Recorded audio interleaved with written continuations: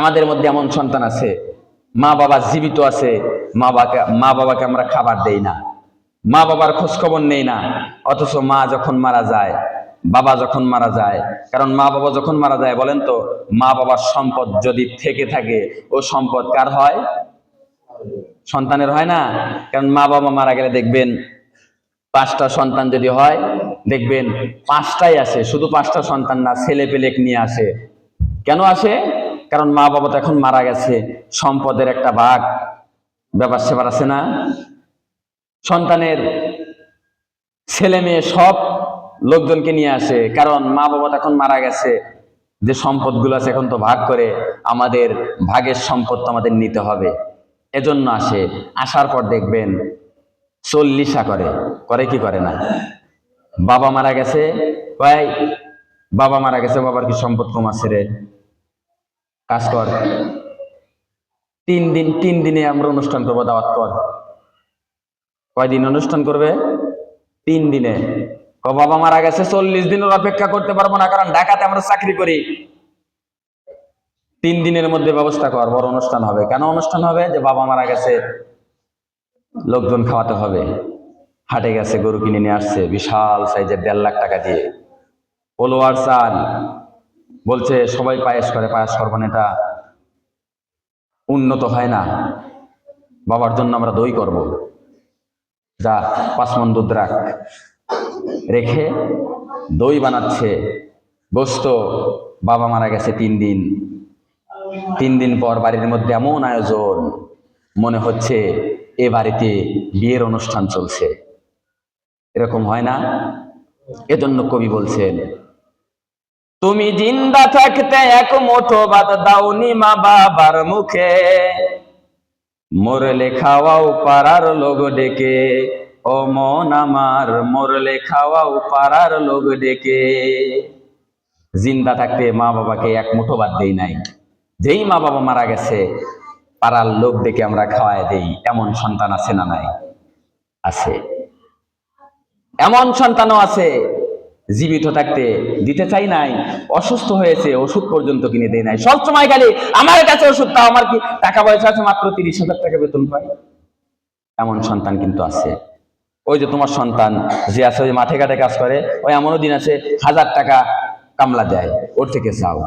এমন সন্তান বুঝি নাই? মা বাবা যদি 10 টাকার না পাই টানার কথা বলে, বলে যে টাকা নাই।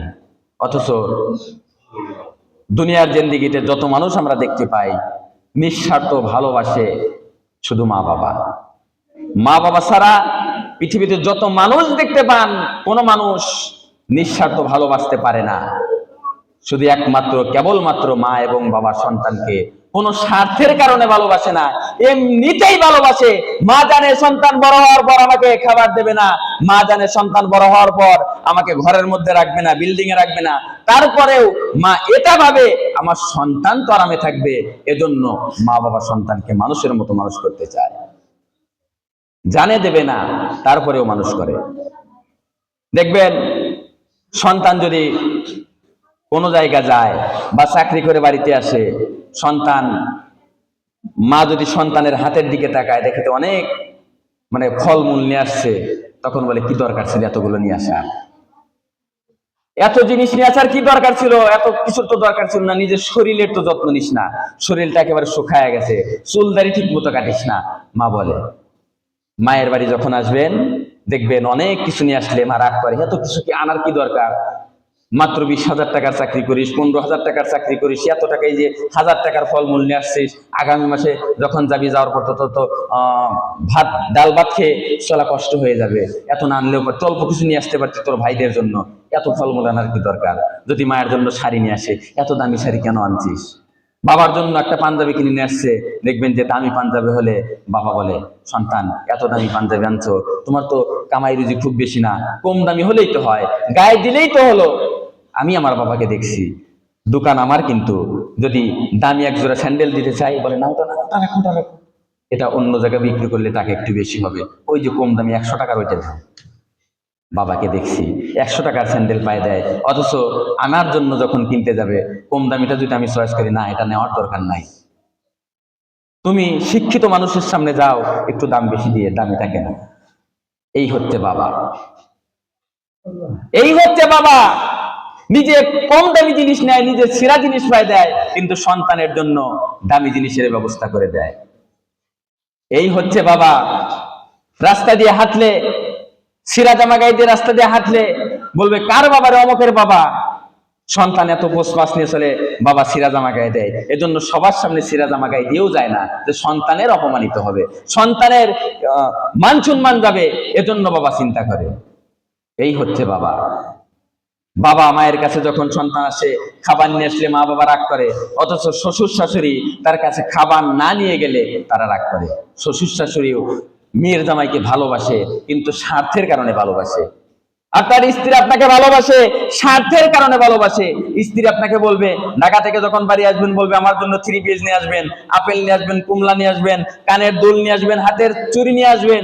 দেখবেন সব নিয়ে আসছেন, একটা যদি না নিয়ে আসেন, সব ঠিক আছে কিন্তু একটা আনেন নাই, বলবেন আপনার আমার কথা মনে থাকে না। 10টা জিনিস আনতে বলছে, আমি লক্ষ টাকার জিনিস আনতে বলছিলাম, মাত্র 5,000 টাকার জিনিস আনতে বলছে, আর আপনি ভুলে গেলেন। অথচ স্বামী আনার জন্য চেষ্টা করছে কিন্তু খুঁজে পায় নাই, অথচ সব নিয়ে আসছে, একটা নিয়ে আসে নাই, খুঁটা দিয়ে বসবে। স্বার্থে আপনাকে ভালোবাসবে। আপনি কাজ করতেছেন, আপনার স্ত্রী আপনাকে ভালোবাসবে, মহব্বত করবে, কিন্তু আপনার 1 মাস যদি চাকরি চলে যায়, দেখবেন সংসারের মধ্যে অশান্তি আছে না নাই? আছে। কারণ সংসারের মধ্যে যে আপনার স্ত্রী যা চাচ্ছে আপনি দিতে পারতেছেন না, সংসারের মধ্যে আর শান্তি নাই। অথচ মায়ের সংসারে যদি আপনি থেকে থাকেন, টাকা পয়সা নাই, অল্প অল্প টাকা, ডাল ভাত খাচ্ছেন, মা বলবে যে ডাল ভাতটাও খেতে পারতেছি, অন্যরা তো ডাল ভাতও, এমনও লোক আছে ডাল ভাতও খেতে পারতেছে না, শাক সবজি খাচ্ছে, ওদের থেকে আল্লাহ তো আমাদের ভালো রাখছে। বাবা ধৈর্য ধর, ধৈর্য ধর, আল্লাহ দেবে, আপনাকে সান্ত্বনা দেবে, আপনাকে সাহস যোগাবে। কিন্তু স্ত্রীগুলো এটা করবে না, খোটা দিয়ে বসবে।